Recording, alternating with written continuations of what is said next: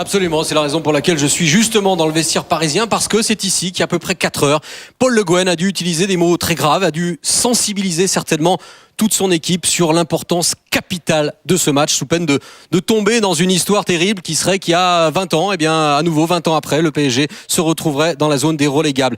On sait que pour les matchs les plus importants, et c'est le championnat, la priorité c'est d'appeler les cadres, et les cadres qui n'étaient pas là contre Athènes. Finalement le PSG s'est bien débrouillé à Athènes en gagnant 2-0, donc on les a rappelés pour le match contre Nancy aujourd'hui. On a vu Paoletta, le meilleur buteur, Gallardo pour son aisance technique, et puis le nouveau rôle cette saison de Jérôme Roten qui jouait évidemment comme milieu défensif. Ça nous donne une composition d'équipe que voici et qui vous rappellera bien sûr le week-end dernier contre Monaco. C'est exactement la même équipe avec toujours cette même défense. Armand Rosenal, toujours Roten, Cissé et puis Louindoula qui a été préféré à Kalou. Louindoula qui est juste derrière Paoletta. Ça a été un match épique qui restera forcément gravé tout au long de cette saison, et quand on fera les comptes à la fin, on retiendra ce match entre Nancy et PSG. Traditionnellement, ça se joue sur un petit détail. Suivez bien le scénario de ce match avec une équipe du PSG qui réussit pas beaucoup à l'extérieur, qui n'a plus gagné à Nancy depuis 15 ans, qui n'a gagné qu'une seule fois cette saison à l'extérieur, et qui en plus affronte une équipe de Nancy qui elle est la meilleure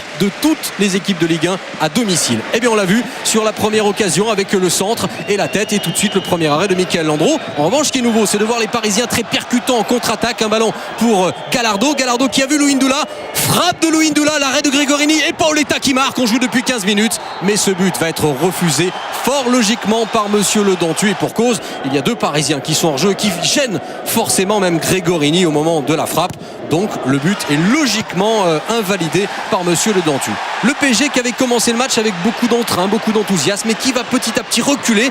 Marc-Antoine Fortuné qui a donné un retrait à Youssouf Hadji, ce sont les 2 recrues du mercato, et ensuite encore un tir et encore Hadji. Ça c'est l'illustration de la première période, avec des Nancéens qui sont de plus en plus menaçants, de plus en plus dangereux. Encore Hadji qui tente sa chance, et ce ballon qui a été légèrement dévié par Bernard Mendy. C'est chaud devant la cage de Michael Landreau qui est très souvent sollicité, et ce qui inquiète forcément Paul Le Guen, c'est que le PSG recule petit à petit, concède des coups de pied arrêtés. Ici un corner, la tête depuis Grenier, et encore tout le talent de Michael Landreau pour préserver pour l'instant ce 0-0. Et à la mi-temps, ça a forcément grondé du côté parisien, parce qu'on est inquiet sur le PSG qui était un petit peu désordonné. Ça plaît forcément à l'un des absents, un Nancéen de cette soirée, c'est Monsef Zerka. Il y a plein d'absents côté Nancéen. Zerka, c'est évidemment une fracture tibia-péronée qui va le priver jusqu'à la fin de la saison de la Ligue 1. On est en seconde période et on est toujours inquiet pour Paris, avec ici la frappe de Kim et l'arrêt en 2 temps de Michael Landreau. Nancy qui également n'a plus gagné devant le PSG depuis 20 ans, mais là Nancy se donne vraiment les moyens. On pensait que ce match allait se jouer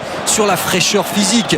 Le PSG à cet instant est relégable, vous l'avez dit Alexandre, est relégable pendant l'espace de 5 minutes, peut-être plus, peut-être jusqu'à la fin du match. Et bien là il y a un coup du sort incroyable, pénalty accordé par monsieur Le Dantu contre le cours du jeu, mais surtout regardez, la main elle est intentionnelle, il n'y a pas de problème, elle est volontaire de Biancalani, mais elle était en dehors de la surface. Pénalty totalement injustifié. L'arbitre assistant tout au long de l'écran aurait dû voir que cette main était en dehors. Le pénalty tiré par Paoletta, l'arrêt de Gregorini, front, encore Gregorini, et Paoletta qui finit par marquer, lui qui avait raté le pénalty à 20 minutes de la fin. Paris ne sera donc resté que 5 minutes en position de relégable. But contre le cours du jeu du Paris Saint-Germain. Le PSG qui a été poissard, maudit durant toute la phase aller, et qui là bénéficie d'une décision qui ne s'imposait pas.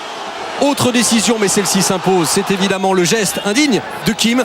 Beaucoup de nervosité évidemment sur le terrain, les Nancéens s'estiment lésés, mais ça ne pardonne pas le geste de Kim qui est exclu. Pablo Correa également qui va exprimer toute sa colère à monsieur Le Dantu. Là aussi elle est compréhensible, mais elle n'est pas justifiée, et il sort également, il est prié de suivre le match dans les tribunes. Le PSG qui mène 1-0, et la très belle ouverture de Gallardo, Fro qui vient de faire son montée, Fro qui ajuste Gregorini, et 2-0 pour Paris. Tout réussit à ce Paris-là actuellement.